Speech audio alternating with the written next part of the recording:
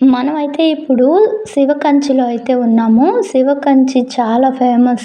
మనకి పంచభూత మహాలింగాలనేసి అంటారు కదా!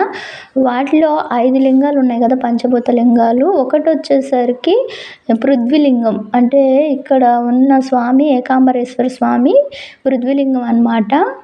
అంటే ఇక్కడ శివలింగానికి ప్రతిరోజు ఏంటంటే మట్టితో ఇలా రాసి, పూసి శివలింగానికి అభిషేకాలు అలా చేస్తారని జెప్పేసి మట్టి లింగంలాగా అంటే పృథ్వీలింగం ఇక్కడ. రెండొచ్చి అరుణాచలం. మూడొచ్చేసరికి మన వాయులింగం వచ్చేసి శ్రీకాళహస్తిలో అయితే ఉంది. మనం ఒకే ట్రిప్‌లో 3 పంచభూత లింగాలనైతే చూసేసాము. ఇంకా నాలుగోదొచ్చి జంబుకేశ్వరంలో ఉన్న జలలింగం. ఐదోదొచ్చి చిదంబరంలో ఉన్న ఆకాశలింగం అనమాట.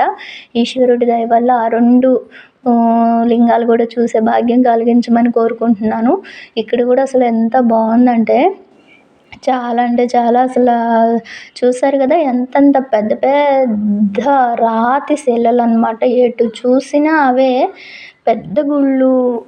నాకెందుకో ఇక్కడ ఈశ్వరుడిని అరుణాచలంలో చూసొచ్చిన తర్వాత ఏ లింగం చూసినా అరుణాచలేశ్వరుడే కనిపిస్తున్నాడు. సేమ్ అలానే ఉన్నారు అందరూ గూడా.